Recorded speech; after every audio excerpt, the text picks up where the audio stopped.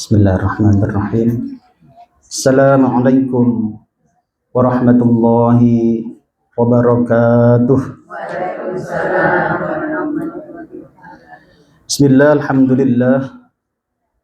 alhamdulillahilladzi an'ama alaina bi ni'matil iman wal islam.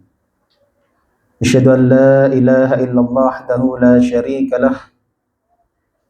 Iyyahu na'budu wa iyyahu nasta'in. Wa asyhadu anna Muhammadan 'abduhu wa rasuluh al-ba'uts rahmatan lil alamin. Allahumma fashalli wa sallim wa karrim 'ala hadzal nabiyyil karim sayyidina wa maulana Muhammadin sallallahu alaihi wasallam wa 'ala alihi wa azwajihi wa dzurriyyatihi wa ahli baitihi wa ashabihi ajma'in wa man tabi'ahum bi ihsanin ila yaumid din. Amma ba'd. Fayal hadirun usikum ayyaya bittaqwallah wa ta'atihi la'allakum tuflihun. Allahumma la sahla illa ma ja'altahu sahla wa anta taj'al hazna idza syi'ta sahla. Amma ba'd. Hadirin ibu rahimakumullah. Sebelum kita masuk ke tema utama kita, mari kita ingatkan diri kita bahwasannya mukmin itu orang aneh. Mukmin itu orang aneh. Di mana anehnya? Ini contohnya adalah dalam Al-Ahzab ayat 22. Di mana Allah menjelaskan ketika itu orang-orang mukmin mau diserang oleh pasukan koalisi, pasukan Ahzab. Orang-orang kafir, orang-orang munafik itu seakan-akan sudah bersatu mau melumat habis orang-orang beriman. Tapi apa yang terjadi ketika mereka melihat orang-orang pasukan sekutu itu, orang-orang beriman justru semakin yakin kepada Allah Ta'ala. Justru orang beriman semakin mantap hatinya kepada Allah Ta'ala. Mereka mengatakan hadza ma wa'adana Allah wa rasuluh wa sadaqallahu wa rasuluh. Mereka semakin yakin dengan janji Allah. Hadirin, pendek kata, orang beriman itu punya persepsi lain dalam setiap kegiatannya. Punya persepsi berbeda dari yang lain. Mereka punya persepsi yang berbeda di dalam setiap episode kehidupannya. Mereka tidak melihat pasukannya itu, tetapi melihat ada janji Allah yang akan segera mereka dapatkan. Kenapa? Karena mereka melihat dengan perspektif berbeda. Saya berikan gambaran ini untuk mau masuk ke dalam pembahasan kita nanti. Ternyata orang beriman itu ketika malam semakin larut itu tidak merasa susah dengan malam yang larut itu, tapi dia semakin yakin ketika malam semakin larut maka fajar sebentar lagi datang. Maka ketika pasukan musuh tadi sudah semakin banyak dan siap melumat orang beriman semakin yakin. Kenapa? Karena berarti janji Allah atas kemenangan kaum beriman akan segera hadir. Maka ini yang perlu kita ambil semangatnya, bahwasanya ketika kita menghadapi sesuatu apapun, dalam kondisi apapun, maka perspektif kita ini menentukan. Masih ingat teori sederhana apa dulu? Seorang fotografi, ya, ceritanya adalah apa? Melati di atas teletong sapi. Masih ingat ya? Melati di atas teletong sapi.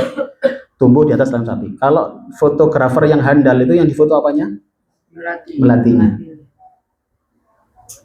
Padahal sedikit dia turun kameranya, yang kelihatan apanya? Maka inilah seorang mukmin. Dia melihat dengan perspektif berbeda. Dan itulah yang menjadikan orang Islam itu aneh. Orang beriman itu aneh. Kenapa? Perspektifnya melampaui manusia biasa. Maka kalau hari ini panjenengan masih ngaji, saya yakin ini juga aneh bagi orang-orang kan. Poso-poso kok ngaji gitu kan ya. Nah, padahal kita punya persepsi yang berbeda lagi. Poso-poso kok turu. Kita ngaji. Semoga yang hadir hari ini bukti kita menjadi orang yang beriman yang sesungguhnya, insya Allah. Kita menjadi orang beriman yang memiliki yakin pada Allah Ta'ala bahwasanya setiap detak jantung itu adalah amanah dari Allah yang harus kita tunaikan dengan kebaikan-kebaikan. Semoga kita termasuk orang-orang yang beriman kelak bertemu lagi di surganya Allah Subhanahu wa taala. Amin ya rabbal alamin. Hadirin makullah. Pembahasan kita adalah tentang transaksi dengan Allah. Tentang transaksi dengan Allah. Judul kita adalah belajar bertransaksi dengan Allah. Pembahasan kita ada 3 seperti biasa. Yang pertama adalah jiwa dan harta adalah modal. Yang kedua adalah tawaran Allah bertransaksi dengannya. Kemudian kita mulai dari mana? Hadirin, yang pertama adalah jiwa dan harta adalah modal. Hadirin, dalam beberapa ayat yang di sana Allah menawarkan transaksi, itu Allah menunjuk jiwa dan harta. Jiwa dan harta. Ini ayatnya salah satu adalah dalam surat At-Taubah ayat 111. Di mana Allah berfirman, A'udzu billahi minasyaitonir rajim. Innallaha ashtara minal mu'minina anfusahum wa amwalahum bi anna lahumul jannah. Yuqatiluna fi sabilillahi fayuqtaluna wa yuqtalun. فيقتلون ويقتلون وعدا عليه حقا في التوراة والإنجيل والقرآن ومن أوفى بعهده من الله فاستبشروا ببيعكم الذي بايعتم به وذلك هو الفوز العظيم. Allah, artinya boleh baca Bu? Baca ini mic lah. Tapi bisa bantu kemauan. Monggo. Sesungguhnya Allah telah memberi dari orang-orang mukmin diri dan harta mereka dengan memberikan surga untuk mereka. Mereka berperang pada jalan Allah, lalu mereka membunuh atau terbunuh. Itu telah menjadi janji yang benar dari Allah di dalam Taurat, Injil, dan Al-Quran. Dan siapakah yang lebih menepati janjinya selain daripada Allah? Maka bergembiralah dengan jual beli yang telah kamu lakukan itu, dan itulah kemenangan yang besar. Baik, hadirin, lihat situ Allah dawuh tentang transaksi yang itu melibatkan diri dan harta. Diri dan harta. Innallaha ashtara, Allah telah membeli minal mu'minin, dari orang beriman, anfusahum wa amwalahum. Jadi diri mereka dan harta mereka. Balik. Baik. Hadirin, jadi Allah dawuh di sini modal transaksi yang kita miliki, yang sudah Allah siapkan balasannya. Modalnya adalah apa? Diri dan harta. Ini kalau saya gambarkan, modal ini sungguhnya modal yang paling bisa kita punya. Diri dan harta. Kita pasti punya diri, punya jiwa, punya harta. Harta tidak harus besar. Maka ini sebuah transaksi yang adil, karena semua bisa ikut. Tidak hanya orang yang mampu yang bisa ikut ini, semua ikut. Hadirin, dan ini adalah sebuah tawaran yang sangat menarik. Oke. Jadi Yang jadi modal sini adalah diri dan harta. Itu yang kita garis bawahi. Diri dan harta. Hadirin, dalam tafsir Al-Muyassar dijelaskan seperti ini. Yang saya kasih warna berbeda itu. Allah membeli dari kaum mukminin jiwa raga dan harta benda. Nah, jiwa raga dan harta benda. Jadi Allah sudah menawarkan, lagi-lagi transaksi ini sudah sangat jelas Allah tawarkan. Yang itu meliputi jiwa dan raga, terus harta benda. Hadirin rahimakumullah, disinilah kemudian titik yang perlu kita pahami, bahwasanya diri kita, harta benda kita itu adalah modal menuju kepada kenikmatan akhirat. Dan Allah sudah nawarkan itu. Allah sudah nawarkan sebagai sebuah transaksi di situ.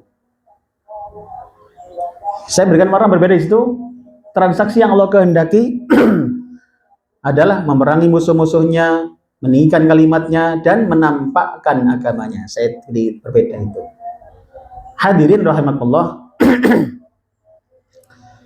modalnya Allah tunjukkan, kalian punya modalnya semua kok. Itu kalau bahasa kita. Dan itu bisa digunakan untuk memerangi musuh-musuh Allah, meninggikan kalimat Allah, dan menampakkan agamanya. Hadirin rahimakumullah, nanti kita bahas lebih detail tentang bagaimana, apa yang harus kita lakukan dengan jiwa dan raga dan harta benda kita. Yang jelas adalah modalnya jiwa, raga, dan harta benda. Ini di ayat yang pertama. Dalam tafsir Kemenak RI ini saya ambil intisarinya. Moga boleh dibaca, Bu. Allah membalas segala perjuangan dan pengorbanan yang telah diberikan kaum mukmin itu, baik berupa jiwa raga maupun harta mereka, dengan balasan yang sebaik-baiknya, yaitu kenikmatan dan kebahagiaan di surga kelak. Baik, matur nuwun. Hadirin, jelas di sini ada transaksi yang Allah tawarkan pada kita, yang ditukar dengan sebuah kenikmatan akhirat, kenikmatan dan kebahagiaan di surga. Jadi kalau panjenengan ingin membeli surga, inilah dibuka sama Allah. Gimana cara beli surga? Dengan jiwa, raga, dan harta. Kira-kira kebeli mboten kira-kira? Kebeli mboten? Kebeli ya? Insya Allah kebeli. Ya. Semoga kita semua jadi surganya Allah Subhanahu Wa Taala.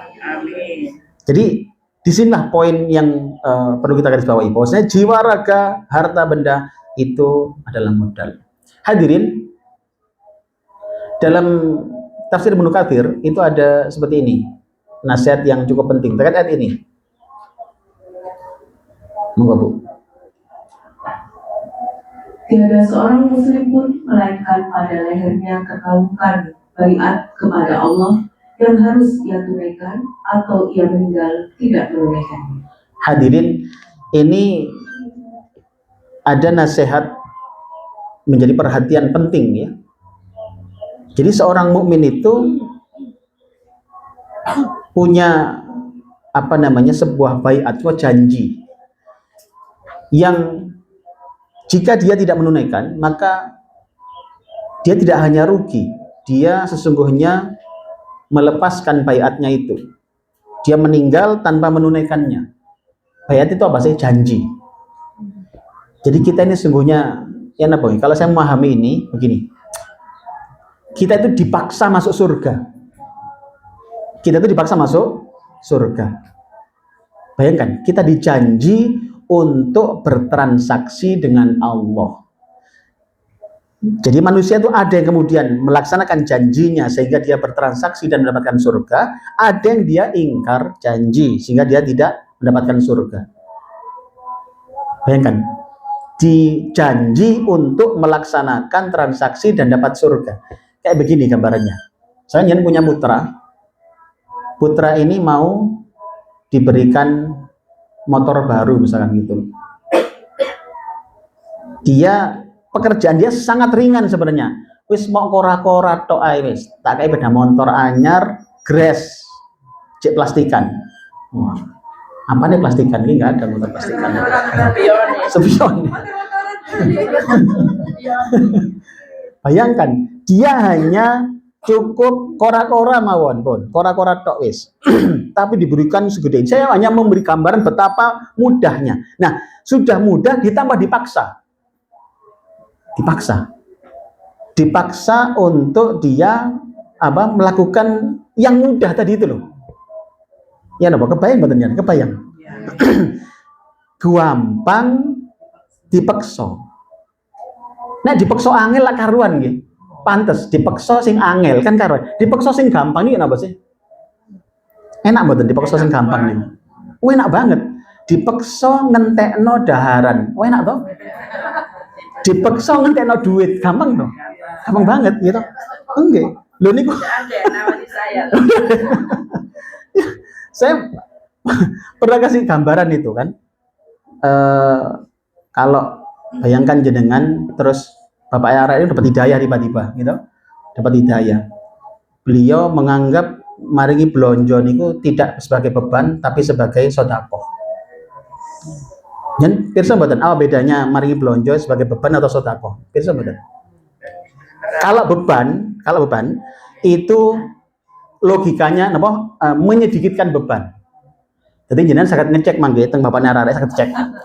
Beliau sebagai beban atau sebagai sedekah. Itu caranya gampang. Sama nyen sanjang mawon, Pak duit entek. Kalau beliau sanjang, lu kok wis entek, berarti beban itu. Karena logikanya beban adalah menyedikitkan beban. Luwe didik, luwe api. Tapi kalau sedekah mboten, luwe akeh, luwe api. Nah jenengan ke sambat, Pak duitnya wis entek, langsung beliau sanjang, oke langsung transfer. Ah, niku berarti niku sedekah niku. Apalagi beliau dapat hidayah. Jenengan sanjang kan beliau tanya duluan, Bu, duitnya sampean ganti entek sih, Bu. Nah, gitu. Luar biasa kan? Karena beliau sudah kebelet transfer lagi gitu kan, Masya Allah, luar biasa. Dapat hidayah itu. Semoga keluarga kita sakinah mawaddah warahmah. Hadirin, bayangkan ini, wes gampang dipaksa gampang. Saya bisa bayangkan betapa sayangnya Allah sama kita. Maka saya gambarkan kita ini dipaksa masuk surga dengan sesuatu yang sangat mudah. Jadi menurut saya yang angel-angel, jenengan ini pun dipaksa munggah swarga, perkara sing paling gampang. Ayo pilih mana? Dipaksa masuk surga atau dibiarkan di neraka? Dipaksa masuk surga. Mari dipaksa nggih. Berarti nek sedekah dipaksa mboten apa nggih? Temen ah. Umur-umur. Sing sedekah bapake. Langsung terpikir rong ini ngaji hus bapak mari krek.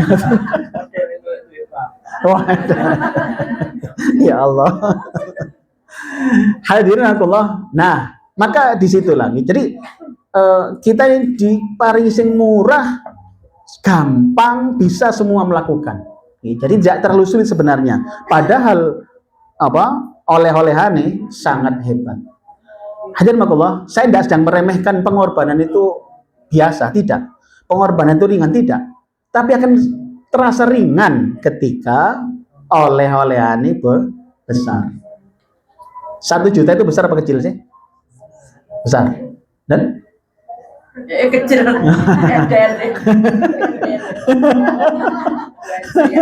Ya.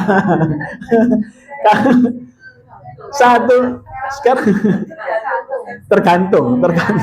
Gini, kalau hasilnya jadi 1 juta itu bisa menghasilkan 100 juta. 1 juta menjadi kecil, betul betul. 1 juta oleh-olehnya 100 juta. Bayangkan luar biasa. Sekarang bayangkan lagi kalau 1 juta oleh-olehnya 1 miliar, semakin kecil betul itu. Maka bayangkan korban harta, jiwa, raga, oleh-olehnya swarga yang selamanya.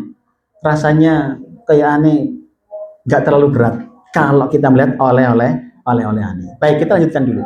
Hadirin Allah, dalam Al-Quran ada lagi tentang transaksi ini. Jadi transaksi dengan Allah itu memang sudah diajarkan dalam Al-Quran. Nih, Al-Baqarah 207. Monggo Bu. Dan Dan di antara manusia ada orang yang mengorbankan dirinya karena mencari keridhaan Allah, dan Allah Maha Penyantun kepada hamba-hambanya. Baik. Allah dawuh, a'udzu billahi minasyaitonir rajim. Wa minan nasi may yashri nafsahu ibtigha'a mardatillah. Wallahu raufum bil ibad. Allah. Hadirin, ayat ini terkait tentang kisah sahabat Nabi. Sahabat Nabi yang bernama Suhaib bin Sinan. Suhaib bin Sinan.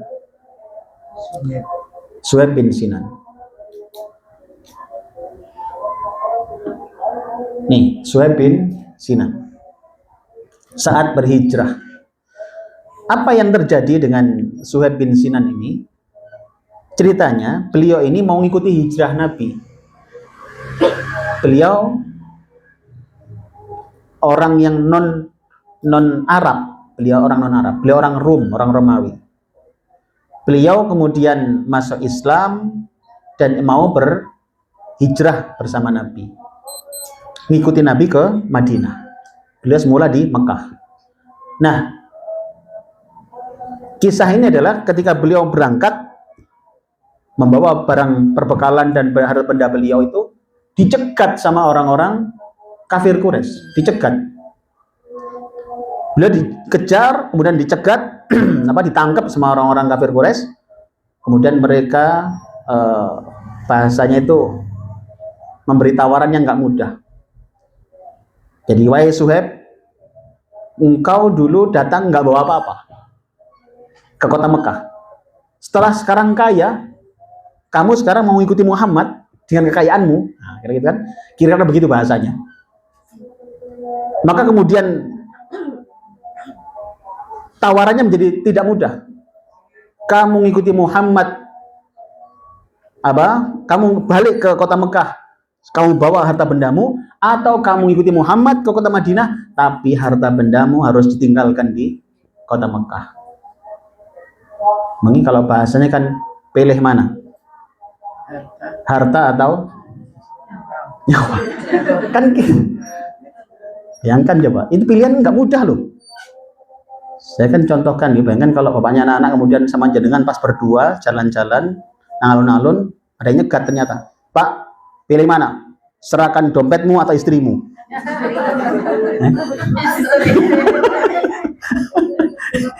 Itu kan pilihan gak enak karo-karo. Ya Allah. Tentu kita mohon pada Allah, semoga Allah berikan kita selamatan dunia akhirat, jauh dari musibah dunia dan akhirat. Tapi pilihan ini nggak mudah gitu loh. Bayangkan Suhaib bin Sinan ini, beliau bawa harta bendanya dari kota Mekah mau ke Madinah, tapi ditangkap, dikejar, ditangkap oleh kafir Quraisy, kemudian ditodong tadi itu. Kamu boleh berangkat, tapi kamu tidak boleh membawa harta bendamu.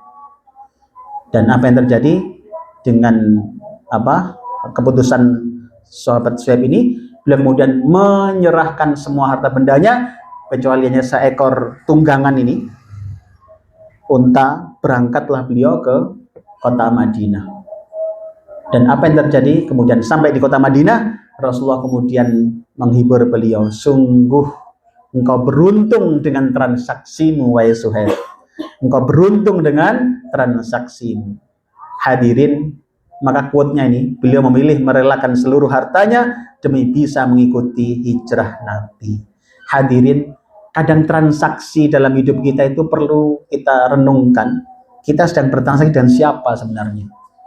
Kalau kita transaksi dengan Allah, maka itu yang akan menguntungkan panjenengan. Kenapa? Karena kita sedang bertransaksi dengan pemilik surga loh. Kita sedang bertransaksi dengan siapa? Yang menghindarkan kita di neraka loh. Maka jangan ragu-ragu ketika kita bertransaksi dengan Allah. Bayangkan, ada misalkan dalam rumah tangga kita, misalkan ketika seorang ibu-ibu sudah bertransaksi dengan Allah. Itu nggak kelihatan itu. Urusan apa? Misalkan jenengan masak, kalau sudah karena Allah, bah sing no, bah tidahar, bakat tidahar, tetap masak. Tetap yang dimasukkan garam, bukan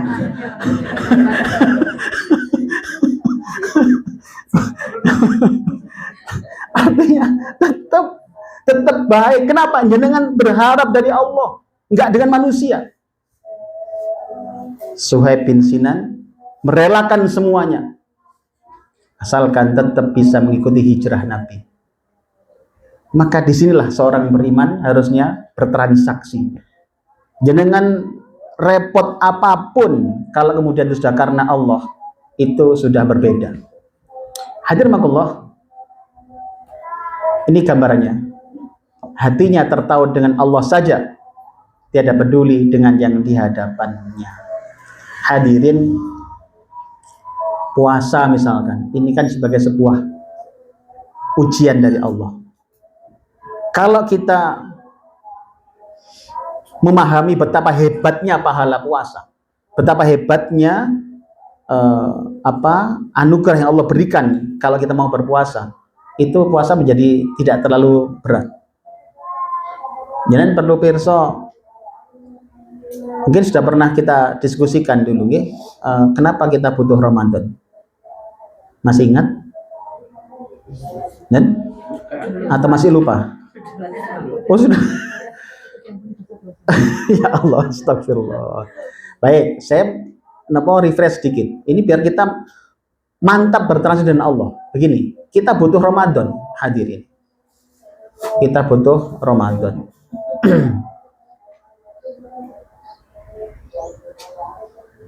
Jadi, ini dia.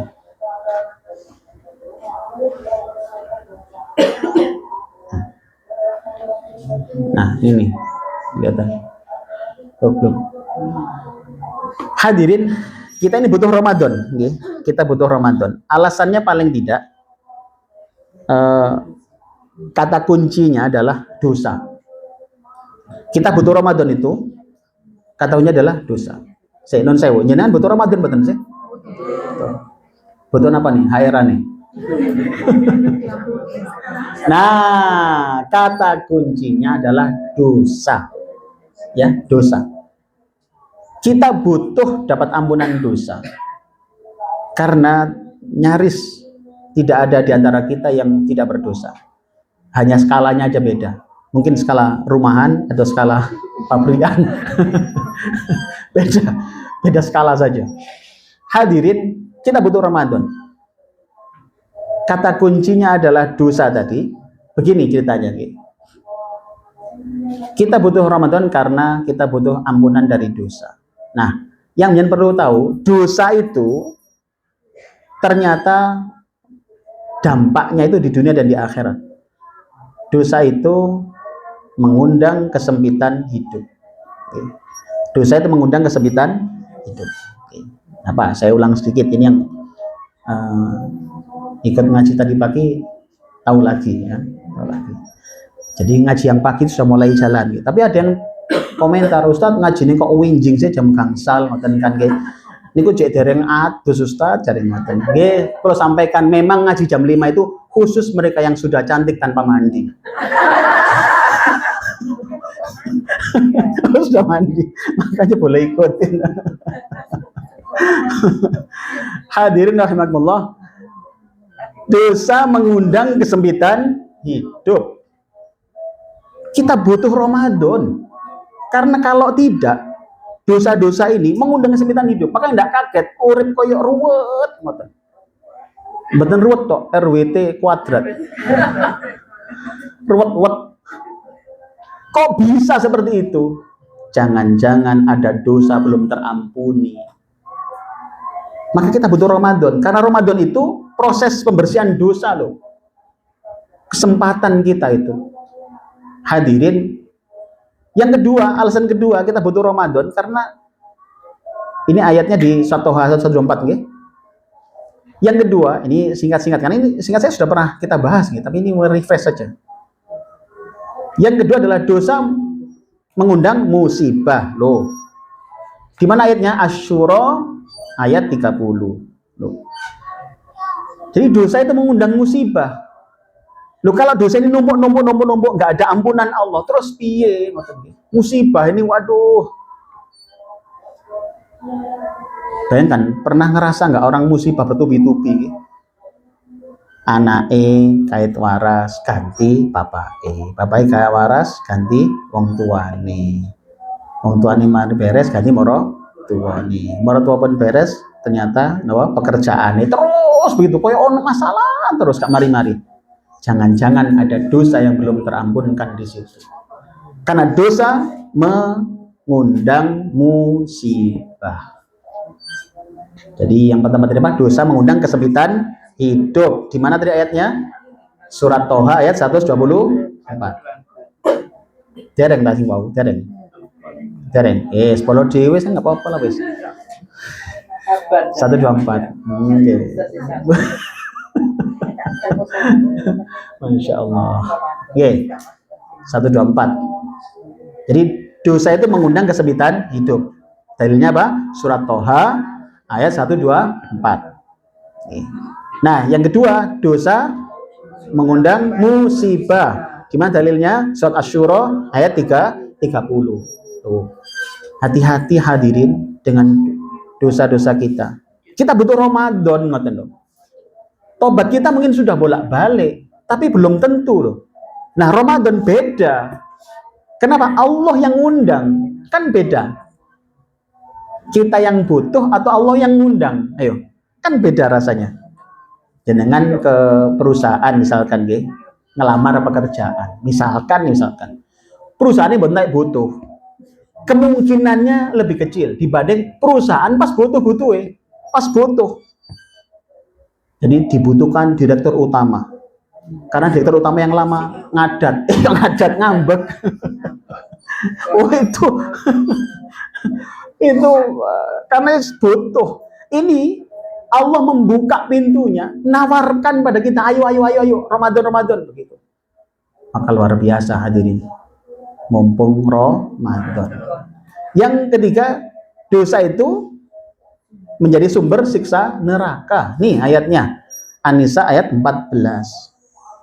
Makanya hati-hati hadirin. Maka dosa ini kita butuh terampuni. Dan itu Ramadan Allah siapkan paketnya itu. Hadirin Allah, masih ingat dalam Ramadan itu di mana saja Allah menyiapkan ampunan itu? Dalam proses apa saja Allah menyiapkan ampunan? Masih ingat? Puasanya. Yang kedua, tarawehnya. Yang ketiga, sodakohnya. Paling enggak 3 itu panjenengan ugemi. Nah, yang keempat Lailatul Qadar, yang kelima zakat fitrahnya. Minimal 3 nih hadirin. Minimal 3. Jadi man shoma ramadhana imanan wa ihtisaban ghufira lahu ma taqaddama min dzambih. Masih ingat hadis itu? Kayaknya sudah lupa pisan nih. Oke, luar biasa. Memang ini memang manusia biasa gitu nggih. Baik, enggak apa-apa, saya tunjukkan lagi. Nih.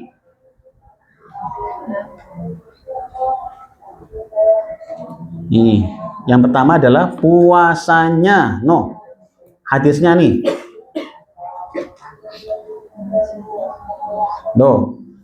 Nomor hadisnya saya tunjukkan sekalian tuh. Saya dicek mangke teng dalem. Dicek malih Qur'ani, tafsire, hadise nggih. Nek koper. Kayak ini kak koper. Kondur nyiap nih masak sembarang. Hadirin, nah, maka puasanya jangan sampai nggak puasa. Yang kita merasa butuh Ramadan tadi, butuh ampunan, ini kesempatan. Karena belum tentu loh Ramadan depan kita masih bisa seperti ini, gitu kan? Mungkin Ramadan datang kita yang sakit, kan? Siapa yang tahu? Hanya Allah yang tahu. Maka mumpung kesempatan ini di depan mata kita, jangan sampai nggak puasa. Jangan gampang membatalkan puasa. Monggo garwane putra-putrane diajarne. Aja gampang-gampang gak poso nak gak oleh, ya. Mah, kan kalau berpergian itu boleh toh gak puasa. Ya berpergian sing model opo? Pesawat. Berpergian sing penting itu baru boleh. Kalau berpergian nggak jelas gak usah. Dolen kayak gece ngoten iki gak jelas. Hadirin jangan. Jadi makanya Ramadan itu menangkan puasanya, jangan yang lain. Jadi kalau emang ada acara apapun, penjenengan ngukurnya adalah ini membahayakan puasa saya apa enggak. Kalau membahayakan nggak usah, nggak apa-apa kok. Gitu ya. Jadi misalkan ada undangan diajak gerak jalan cantik. Wong awan-awan poso-poso nggak ke acara gerak jalan cantik. Rutenya dari Mojokerto ke Ngoro. Ini nggak goro-goro gitu, wes gak usah, wes masih kata baik cantik gak popo, yang penting posone tadi. Jadi menangkan puasanya. Yang kedua di mana? Di tarawihnya nih. Maka jangan sampai nggak tarawih Bu, Ramadan ini. Jangan sampai nggak tarawih, karena belum tentu kita ketemu Ramadan lagi di tahun depan. Tarawih. Jadi man qoma ramadhana imanan wa ihtisaban ghufira lahu ma taqaddama min dzambi. Barang siapa salat di malam Ramadan. Qiyam Ramadan ini kan maknanya salat Ramadan. Dia tarawih itu kalau kita pahami itu minimal tarawih kita. Kalau malam yang tambahilah ke salat malam tambah bagus. Maka minimal tarawihnya jangan sampai lepas. Undangan acara apapun pokoknya tarawihnya tetap kepegang. Jadi jenengan apa caranya diatur manajemen waktu, pokoknya tarawih tetap bisa kepegang. Tuh. Bubar boleh diminta mentahan kan? Dikai bawang. Ya Allah, hadirin. Jadi seperti itu yang kedua. Yang ketiga apa? Sedekahnya. Jangan sampai lewat hadirin Ramadan ini. Nih hadisnya saya tunjukkan. Hadis sahih riwayat At-Tirmidzi dan Ahmad. Jadi Rasulullah dawuh wasadaqatu tudfiul khati'ah kama yudfiul ma'un nar. Sedekah itu bisa menghapuskan dosa laksana air memadamkan api. Hadirin jenengan bayangkan air itu kalau digoyangkan api mati mboten apinya? Ya tergantung apinya sebesar apa gitu ya. Kalau genine gede mulak-mulak banyune sak gelas ya glegeken tok gitu kan. Artinya memang di sini kita perlu memahami kalau kita merasa dosanya besar, ya sedekah sing rodok akeh gitu. Sedekah mak cerit. Maka memang besar ini relatif, tergantung kemampuan. 10.000 misalkan, bagi orang yang bergaji 7 juta nggak kerosok. Tapi bagi yang penghasilan hariannya cuma 25.000 misalkan, narik becak atau gojek atau yang lainnya misalkan, maka 10.000 sudah besar.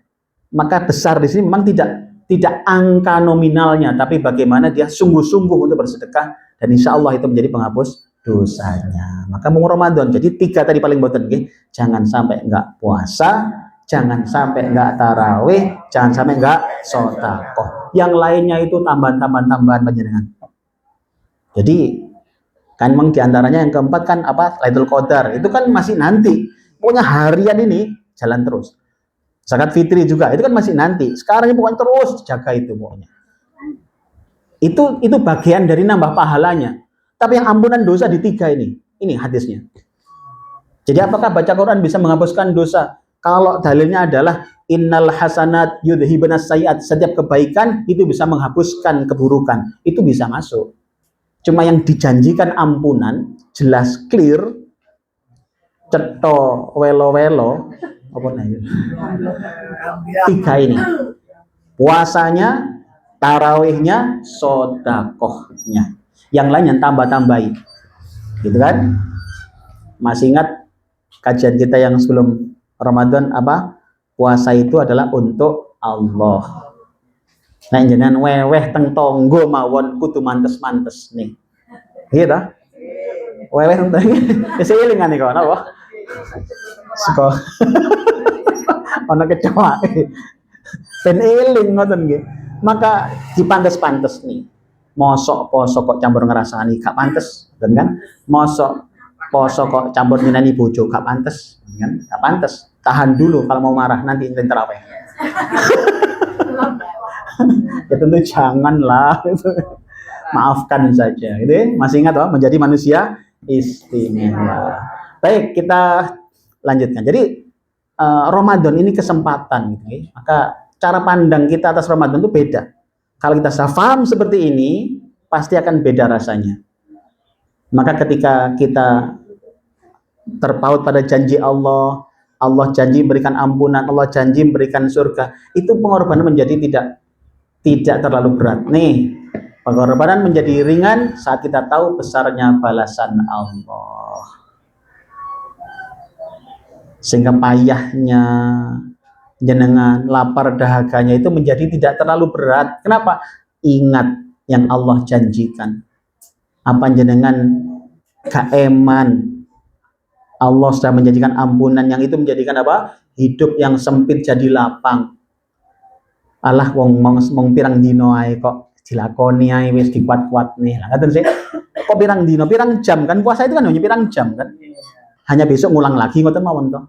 Tapi yang pirang jam itu kan, maka tahan aja. Okay? Jadi kenapa? Karena kita berharap ada pahala besar yang Allah tawarkan yang bisa kita dapatkan. Hadirin makullah, itu tadi jiwa dan harta sebagai modal. Nah, ada tawaran transaksi dari Allah nih.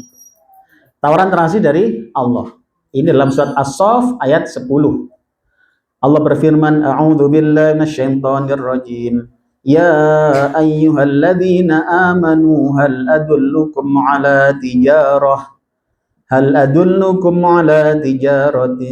tunjikum min adzabin alim. Allah monggo. Hai orang-orang yang beriman, sukakah kamu aku tunjukkan suatu perniagaan yang dapat menyelamatkanmu dari azab yang pedih?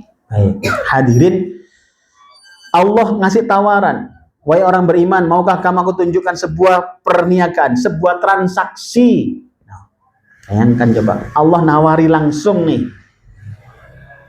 Yang transaksi itu oleh-olehane, bahasa kita, oleh-olehane, apa itu diselamatkan dari azab. Tentu sangat luar biasa. Kita masih ingat di akhirat itu destinasinya, tujuannya hanya dua. Kalau tidak surga, neraka. Kalau kemudian Allah dawuh di sini akan bebaskan dari azab api neraka, maka berarti yang Allah tawarkan adalah surga. Jenengan misalkan nebus surga, kok nebus surga? Di dunia saja bayangkan, di dunia saja kita menebus sesuatu yang berharga itu mau dengan berduit-duit loh. Kapan hari saya contohkan ada yang pernah sakit yang harus dioperasi sampai 3 kali, setiap sekali operasi 125 juta. Kita doakan beliau diberikan Allah kesehatan, okay? Kita ambil contoh ibrohnya, jangan nggak perlu tahu orangnya biar nggak jadi ghibah. Kita tahu ibrohnya saja. Bahwasanya ternyata ada fakta begitu. 125 juta loh bu, itu sekali operasi loh. Terus kalau 3 kali kan kita duitnya. Tapi kenapa beliau mau membayar itu? Ayo, karena beliau ingin hidupnya terselamatkan, gitu kan? Beliau ingin hidupnya terselamatkan, maka beliau berani seperti itu. Pada di dunia, hidup hanya berapa sih dunia ini? Paling pol 60-70 saja. Itu harus dibandani segitunya. Sekarang kalau urusan akhirat yang akan mendapatkan hidup selama-lamanya, bahagia selama-lamanya, kira-kira kalau diukur lebih mahal buatan kira-kira dapatnya itu. Dunia tadi hanya 60 tahun, itu selama-lamanya, nggak kebayang, nggak kebanding kan. Maka kalau kita hanya 125 juta harusnya kecil kan? Harusnya kecil. Bahkan 375 juta tadi kecil sebenarnya itu. Kalau dapatnya adalah selama-lamanya. Maka kalau hanya terus ditukar dengan kita berjuang di jalan Allah, sedekah, itu sudah sangat-sangat murah sebenarnya itu. Maka transaksi yang Allah berikan ini transaksi yang sangat menguntungkan. Nek 120 juta mawon angsal hidup selama-lamanya itu sudah murah. Lah nek terus ternyata namung berangkat ngaji, namung hormat nang wong lanang, namung basa nang bapakne arek-arek niku murah mboten? Wani yang lakoni mangke. Nanti dulu Ustaz masalah itu. Wong ngoten mawon Bu, apa sih susah ngoten lho. Iya kan? Pengorbanan, wah itu masalah harga diri Ustaz. Nek pun ngerti ini oleh Gusti Allah, itu menjadi ndak berat. Loh kadang mang itu tantangannya itu masalah harga diri. Karena kenyataannya begini Bu. Nikah baru terkuak ternyata dulu suaminya adalah mantan staf OSIS-nya dia. Dia ketua OSIS, itu mantan stafnya dia. Nah, barang jadi suami diajari Islam mengajarkan sampean hormat nang wong lanang. Nek gawe wong Jawa carane basa dibedakno, strata bahasanya itu beda antara suami dengan konco dhewe. Ngoten tantangan berat loh Bu. Biasanya kamu saniki Mas jenengan tindak lah. Cari sing lanang dompet Dik, dompet.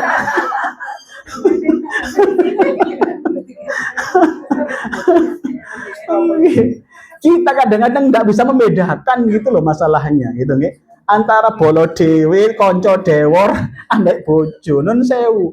Islam mengajarkan, Nabi kan dawuh gitu kan, andai seorang istri boleh sujud ya, andai manusia boleh sujud di manusia yang lainnya, aku akan perintahkan istri untuk sujud pada suaminya. Coba kita.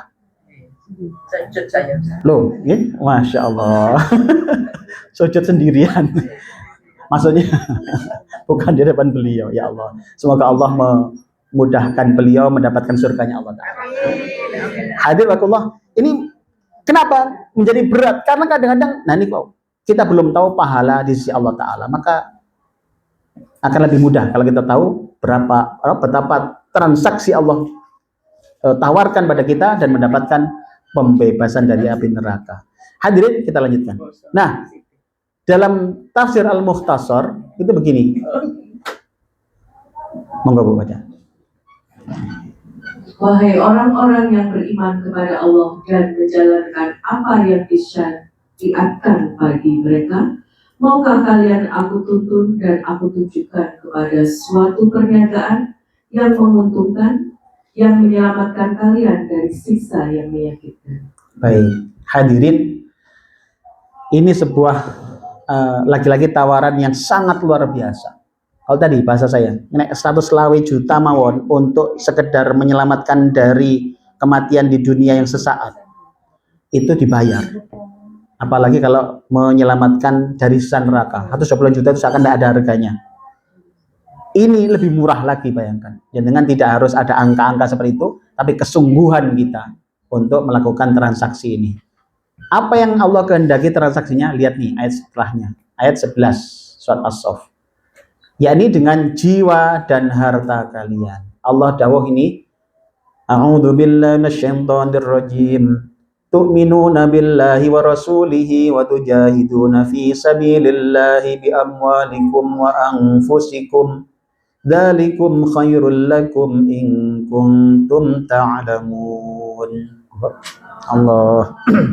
Yaitu kamu beriman kepada Allah dan Rasul-Nya dan berjihad di jalan Allah dengan harta dan jiwamu. Itulah yang lebih baik bagimu jika kamu mengetahui. Baik, hadirin, tawarnya adalah bertransaksi tadi dengan harta dan jiwa. Hadirin, disinilah kemudian kita perlu mengetahui betapa modal yang Allah berikan pada kita, yang bila kita gunakan dengan benar, itu akan mendapatkan ampunan Allah, mendapatkan surganya Allah, terbebas dari api neraka. Ini sebuah transaksi yang luar biasa. Saya tulis seperti ini quote-nya. Pas belum? Oh yes, kalau di panjang betul apa-apa. Nek musuh ngoten mboten ngeten musuh, nggih. Musuh lang lewat-lewati mawon. Tapi kan boleh dhewe. Baik. Hadirin, Sabon As-Saff ayat berapa? 11. Okay. Maka ini quote-nya begini. Jiwa, raga, harta ditukar kebahagiaan surga selamanya. Siapa takut? Hadirin, yang akan diberikan Allah adalah kebahagiaan selama-lamanya. Coba tah. Saya pikir ini bukan transaksi yang biasa yang boleh kita lewatkan. Ini transaksi yang sangat luar biasa yang jangan dilewatkan.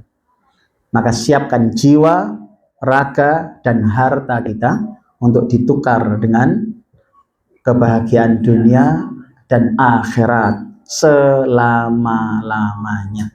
Semoga Allah memberikan kita kebahagiaan dunia akhirat ya. Shalli ala Muhammad. Nah, sekarang pertanyaannya adalah bagaimana, untuk apa, digunakan seperti apa? Tadi ayatnya sudah jauh tadi sebenarnya itu. Digunakan untuk apa? Macam-macam tadi. Nah, saya kumpulkan di sini. Diri dan harta digunakan untuk apa? Tadi dari beberapa tafsir tadi. Yang pertama adalah memerangi musuh-musuhnya, berjihad di jalannya. Jenengan memiliki harta, memiliki jiwa, raga, gunakan untuk ini. Tahu kalau misalkan, oh kita butuh perjuangan ini, butuh support dana, butuh support tenaga, siapkan saja. Jenengan saya bertahan sama Allah itu. Sudah. Jadi memang tidak mudah, tapi kalau jangan paham oleh-olehan tadi, yang tidak mudah itu menjadi ringan. Jadi untuk misalkan ini banyak pemurtatan misalkan, apa yang harus kita lakukan gitu kan? Kan tidak mungkin hanya didongak netok ini. Oh ini banyak riba di sini di mana-mana. Sudah kita doakan dia semoga Allah maafkan. Masa ngono tok? Harus ada aksinya kan? Bagaimana saudara kita yang jatuh kepada riba misalkan terselamatkan? Bagaimana solusinya apa nih? Harus ada aksinya.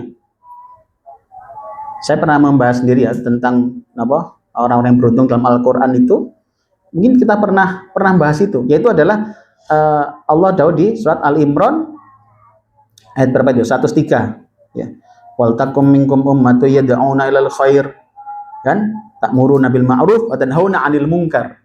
Ulaika humul muflihun. Mereka orang beruntung. Siapa itu orang-orang yang mengajak kepada kebaikan, menyeru kepada ma'ruf, mencegah dari yang mungkar. Itu kalau dalam bahasa kasarnya itu tidak hanya sekedar ngaji memang, tapi aksi. Ada literasi, ada aksi. Jadi memang tidak cukup hanya kita ketika ada di masyarakat ada masalah apa. Memang kadang nggak cukup hanya kita paham saja, tapi harus ada aksi nyata. Disinilah maka diri dan harta digunakan apa? Untuk aksi. Paham buatan ibu? Nyantol, gitu. Siap di situ. Kita mungkin nggak punya harta seperti yang lain, kita punya tenaga. Aksi saja yang penting. Jadi misalkan bikin acara kajian misalkan, itu, waduh, aku nek duit rai saya mbak, aku tak tenang koy, aku bagian korah. Misalkan itu kan, atau bagian ngentek no.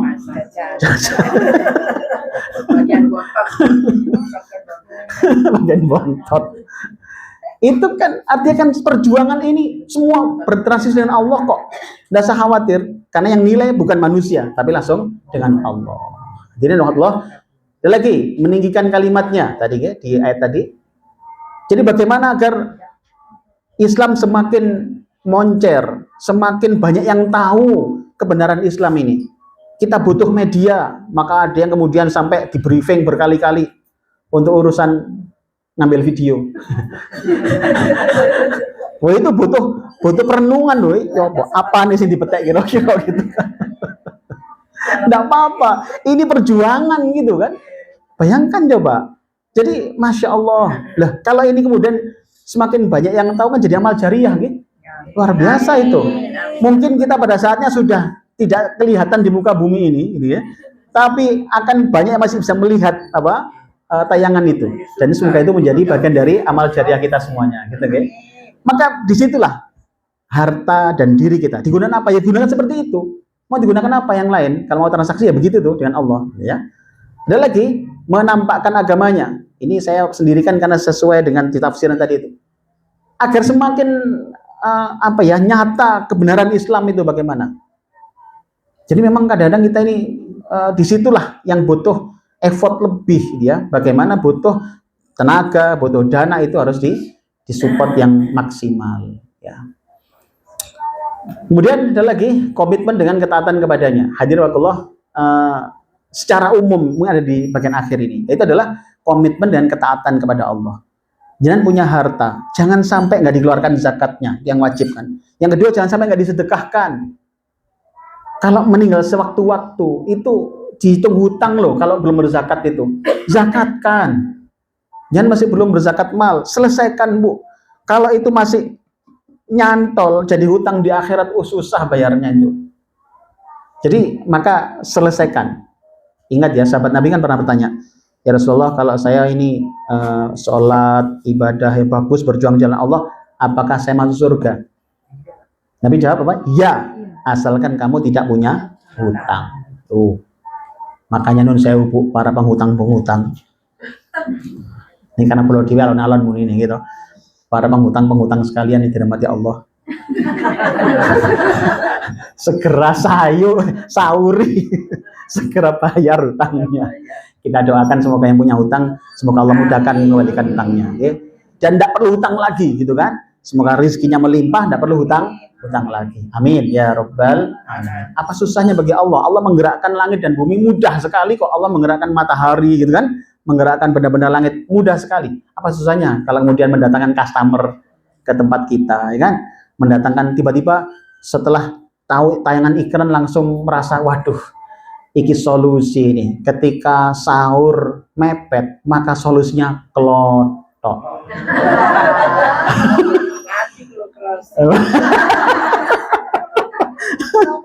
Wah, kalau endorsement ini bisa dapat gratisan ini. Ya Allah, maka monggo disemarakkan di grup kita itu, jenengan punya usaha, monggo kita ditata mana Bu Ratna hadir tahu?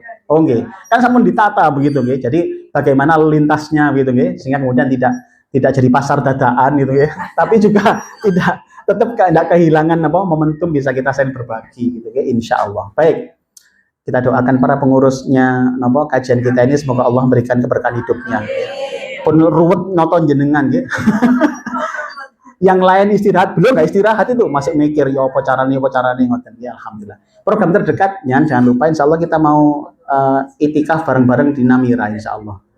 Yang kerso derek mangke segera catat tanggal mainnya, nanti kontak ke Bu Ketua nanti kapan berangkatnya itu. Insyaallah Namira, okay. Jadi insyaallah kita semalam di sana gitu ya. Nanti malaman di sana insyaallah. Ya, tenang. Nanti dibahas berikutnya. Baik, hadirin rahmatullah. Nah, kesimpulan misalnya. Oh, mulai dari mana? Ini yang terakhir. Wis lewat jam ya. Baik, saya cepat sedikit. Mulai dari mana? Yang pertama adalah beriman. Jadi yang untuk mulai transaksi ini, benar tidak bisa bertransaksi dengan Allah kalau nggak beriman gitu loh. Orang-orang kafir nggak bisa transaksi dengan Allah. Jadi harus beriman dulu. Kenapa? Karena kalau tidak beriman, amalnya seperti fata morgana. Masih ingat dulu, ya? Jadi An-Nur ayat 39 ini. Jadi orang-orang nggak beriman itu amalnya nggak ada kanggone, bagi Allah itu nggak ada apa-apanya. Maka kita harus beriman dulu. Jadi insya Allah sudah beriman semua, yakin dengan Allah, yakin dengan kebenaran janji Allah, sudah, itu sudah memenuhi syarat insya Allah. Sekarang tinggal transaksinya.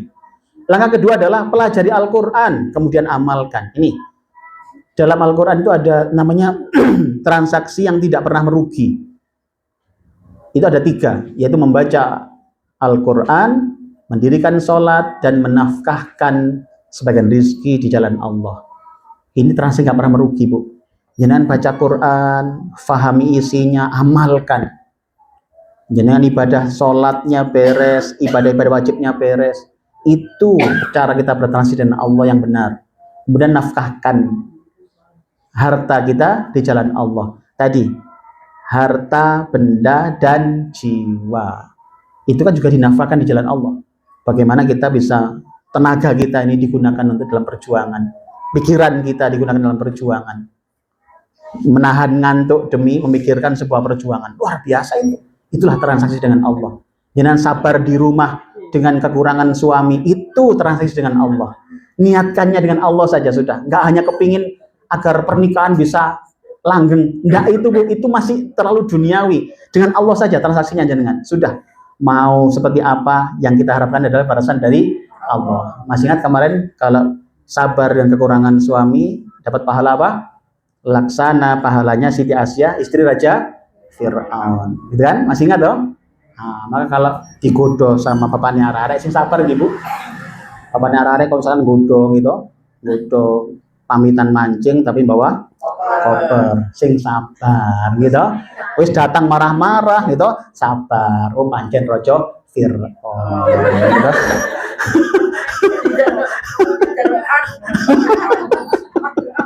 Sing sabar gitu. Maka tadi ini mulainya beriman kepada Allah, pelajari Al-Quran, semakin paham, amalkan sebanyak-banyaknya. Terus beginilah hidup kita ini. Maka kita ngaji terus, tahu, amalkan terus begitu. Itulah cara kita bertransaksi dengan Allah. Dalam kehidupan sehari-hari, terus dengan yakin janji-janji Allah. Itulah bertransaksi dengan Allah. Kesimpulannya, pertama, jiwa dan harta adalah modal menggapai surga. Hadirin, ini modal dari Allah, maka manfaatkan sebaik-baiknya. Kita punya jiwa, harta, badan sehat, gunakan perjuangan, jangan digunakan nganggur, apalagi digunakan ngerasani tonggo. Eman sudah, gunakan. Kita punya otak cemerlang, daftarkan diri pada pengurus. Ya apa pengurus? Butuh otak cemerlang boten. Kalau pas cemerlang, daftarkan diri gitu kan, support. Ada yang mungkin merasa dompetnya berlebihan, murid pengurus betul-betul dompet, ngoten kan. Tawarkan diri, kita ingin terlibat dalam perjuangan gitu loh. Jangan kemudian menunggu dipanggil kan. Tawarkan diri, inilah modal kita. Mumpung Allah berikan amanah, harta, amanah, jiwa, raga, sampaikan itu dalam perjuangan, event perjuangan, jangan ketinggalan. Kemudian Allah telah menawarkan transaksi, menukarnya dengan ampunan dan surga. Ini transaksi yang luar biasa, hadirin. Maka selama modal di tangan kita, hidup masih ada dalam ruh di kandung badan kita, kemudian kita masih bisa berpikir secara normal, semua masih bisa sehat. Kenapa tunggu lagi? Jangan menunggu lagi. Tawarkan diri kita dalam transaksi pada Allah. Jangan menunggu lagi. Kemudian apa lagi? Harta benda. Kita punya jabatan, wah saya punya pengaruh, gimana kalau diginikan? Jadi jangan menunggu hilang pengaruh itu. Hadirin makullah, kenapa? Karena Allah menukarnya dengan ampunan dan surga. Kemudian segeralah sambut transaksi yang tidak akan merugi itu. Kemudian mulailah dengan beriman, kemudian berbanyak belajar Al-Quran, bangun ketaatan diri, lakukan ibadah wajib, dan siaplah berjuang. Hadirin, urusan pribadi beresi, rumah tangga beresi, kewajiban-kewajiban beresi, okay? Kemudian siapkan diri kita untuk berjuang di jalan Allah. Mungkin dalam lini sosial, mungkin lini pendidikan, jangan punya ilmu berlebih. Kenapa tidak tawarkan diri? Oke, saya siap mengajarkan ini, saya siap mengajarkan itu, sehingga semua umat semakin cerdas misalkan. Mungkin jenengan punya tenaga yang berlebih, kenapa tidak tawarkan diri? Begitulah seterusnya. Karena jenengan sudah memang ingin bertransaksi dengan Allah. Akhirnya semoga kita semua termasuk orang-orang yang akan beruntung dunia akhirat. Kita mendapatkan ampunan dari Allah, mendapatkan surganya dengan apa? Bertransaksi dengan Allah. Bersabarlah dalam kehidupan dunia karena semua bertransaksi dengan Allah. Semoga manfaat. Al-Fatihah. A'udzubillahiminasyaitonirrajim. Bismillahirrahmanirrahim. Alhamdulillahirabbil alamin. Arrahmanirrahim. Maliki yaumiddin. Iyyaka na'budu wa iyyaka nasta'in. Ihdinas siratal mustaqim. Siratal ladzina an'amta 'alaihim ghairil maghdubi 'alaihim waladdallin. Allahumma shalli 'ala sayyidina Muhammad alhamdulillahi rabbil alamin. Allahumma lakal hamdu hamdan katsiran tayyiban mubarakan wa tuhibbu rabbana wa taramda. Hamdan la yanqati wa la yafidu wa la yafna. Mil'u samawati wa mil ardi wa ma bainahuma mil mastamshi ba'd. Adada ma hamidakal hamidun wa ghafala an dhikrikal ghafilun. wassalawatu wassalamu ala abdika rasulika nabiyil karim sayyidina Muhammad sallallahu alaihi wasallam khatami anbiyaika rasulika khairatika min khalqik wa aminika ala wahika ala alihi wasahbihi ajma'in.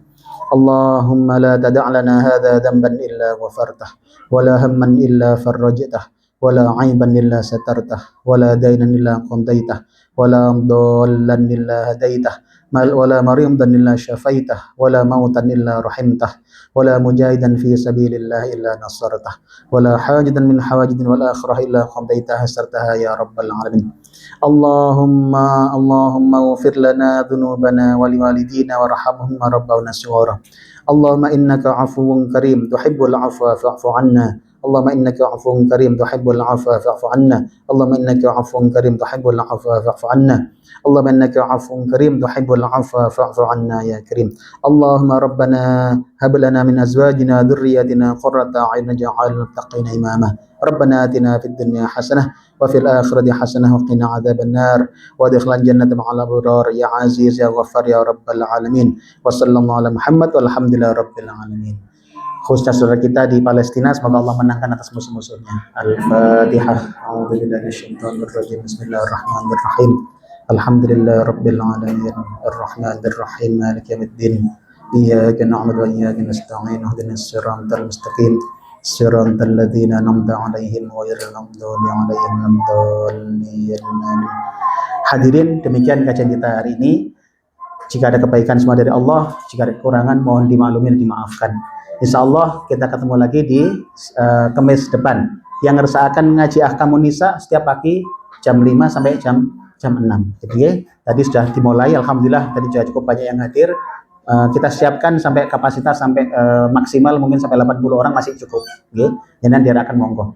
Kita akhir alhamdulillah alamin. Subhanakallahumma bihamdika asyhadu an la ilaha illa anta astaghfiruka wa atubu ilaik. Assalamualaikum warahmatullahi wabarakatuh.